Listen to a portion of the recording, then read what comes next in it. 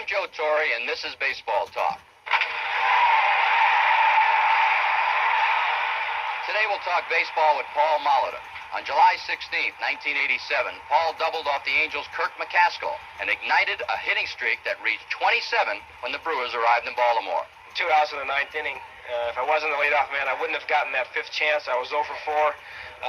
Tom Niedenfuhr was in the game for the Baltimore Orioles, and I was able to hit a home run. So that was probably the most dramatic of all the hits as far as keeping the streak alive. And, you just have to have some luck along the way to have a streak of that duration. 1 week later in Cleveland, the streak reached 35 games. Not since the great Joe DiMaggio in 1941 had a streak gone that far in the American League. The next night, the scene shifted to County Stadium in Milwaukee. And I always remember that first night home that they were expecting about 20,000, and we ended up having about 40,000 people.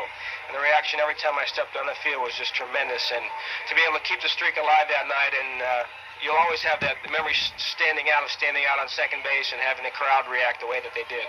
The streak reached 39 before the Indians' John Farrell held Paul Hitless through 9. But the game went into extra innings, and in the 10th, Molly was in the on-deck circle waiting. I had said all along through the streak that I would hope that the streak would end on a game that we would win the ball game.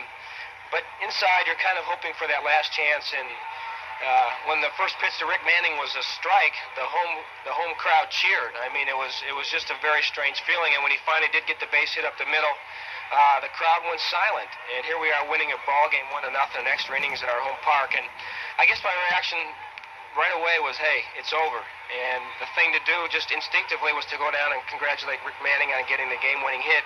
And it took a couple minutes for it to sink in that, everything that I had been through in the past 6 weeks, and to being called out of a dugout by the Milwaukee fans and looking over in the first row and see my wife with tears running down her face, that was probably the most emotional moment of the streak. Thanks, Paul. For Baseball Talk, I'm Joe Torre.